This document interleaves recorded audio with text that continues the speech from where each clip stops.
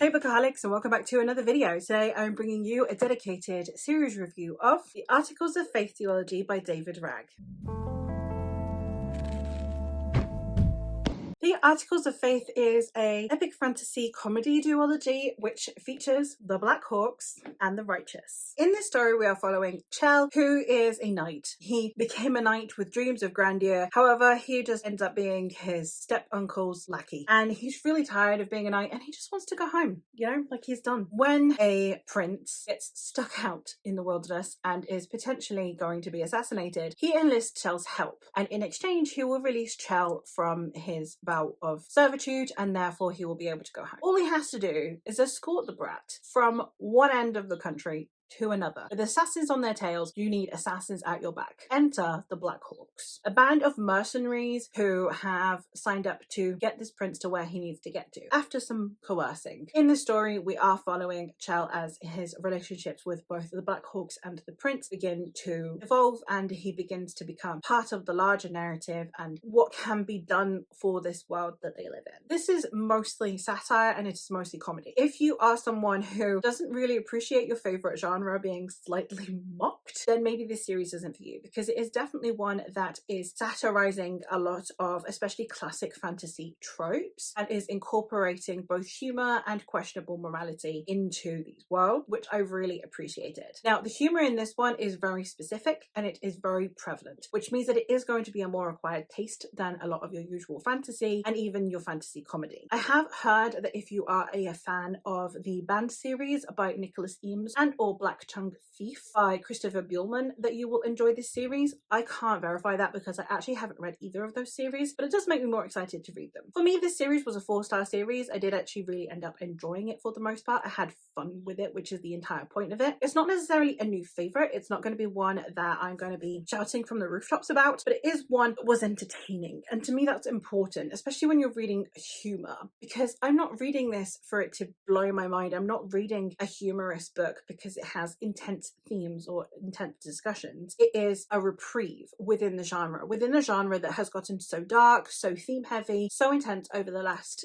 decade or so. I feel like every now and then throwing in one that does have themes. It has themes around governmental structures, around monarchy, around the notion of religious involvement in governance. There were still definitely themes. It is not a theme heavy book. If you're not a themes kind of person, if you don't like your themes to be hugely prevalent in your fantasy, then I would recommend this, because they are there for those of us who can't read without themes. Like, I can't get through a book that has no themes at all, but they're not very prevalent. So this was a great reprieve fantasy for me. If you have been reading some really intense stuff, if you've been getting your way through Jemison, Nedia Okorafor, Ken Liu, if you've been reading some really intense fantasy and you need a little bit of a break but don't want to leave the genre, I would highly recommend checking this series out, because it's a different pacing. It's fast, it's punchy. At the end of the day, it's a duology, and it doesn't have the duology issue where you have the dip at the beginning of the second book, which could have been a middle book, but it would have been a middle book with middle book syndrome. If you've read duologies, you know what I'm talking about. But it doesn't really have that. Even though the second book is substantially chunkier than the first one, it definitely suited being a duology instead of being a trilogy. I did question that when I first bought it. It's like, well, why is this book so much bigger than the first one? But it did make sense where it cut off, and to me the two did tie together really well. I found the characters to be rather amusing. There weren't characters that I felt particularly strongly about, and I feel like potentially I should have felt stronger about them given the emphasis that there is on characters throughout this story. There were only a few that actually stood out to me, and there were only a few that I actually connected with at all. The rest did feel very, very much like background characters, like they could have been extras or cardboard cutouts. But the characters that were at the forefront I did find entertaining. They weren't necessarily characters that are going to be new favourites. They're not ones that I'm going to remember, but they were ones that I found entertaining, that I thought contributed adequately to the plot, that they actually made sense to fit within the narrative. They each had different personalities and perspectives enough to make them distinct enough, and that to me was enough. Again, because this is a series that I went to with the approach of it being a fun time, I'm just going to be having amusing time with, I therefore didn't really look into it with too much depth. So therefore, when it did actually have some depth, be it in the characters or in the plot, I did actually find that quite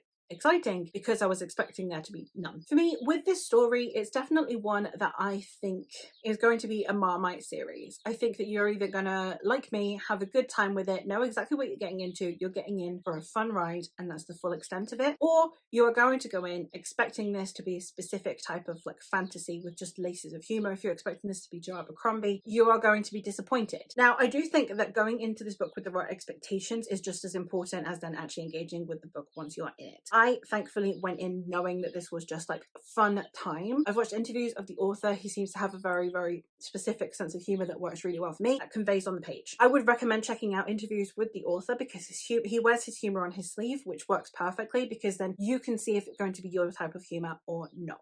Now, if it's not your type of humor, I wouldn't bother with this because the entire story is laced with it. If you are, again, looking for themes or for more depth within the genre, I also would not recommend this series. Now, that sounds like I'm not recommending this series, but I really, really do. I think that it's a really good addition to the genre, as I said, especially to counter a lot of the darkness that we have seen. You know, we're all a little bit obsessed with the grimdark or the historical fantasy, dealing with generational trauma, environmental repercussions. Everything's a little bit traumatic in the genre right now. So having something that is just a really fun, good time, still has that action adventure level to it, it still has stakes and is still engaging and pacey, I think is really, really good within the genre, and I don't think that it should be dismissed. I think that the likes of Nicholas Ames, potentially Christopher Buehlman, and David Wragg are really, really helping the genre diversify again and step away from just being the genre that is really miserable, and I really appreciate that. So is this a new favourite? No. Is this an amazing new addition to the genre? No. But is it contributing to the genre in a really valuable way? Yes, it flipping is. And that is why I would recommend this series. So if you want a fun time, you want a light time, you are done with reading something that is really difficult and traumatic all the time, you're not into romance and you're not into YA, you need a series like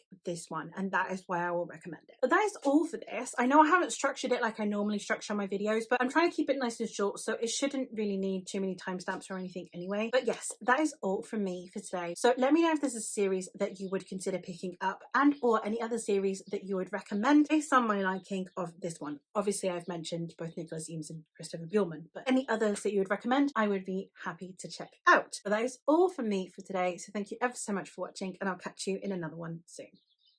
Bye!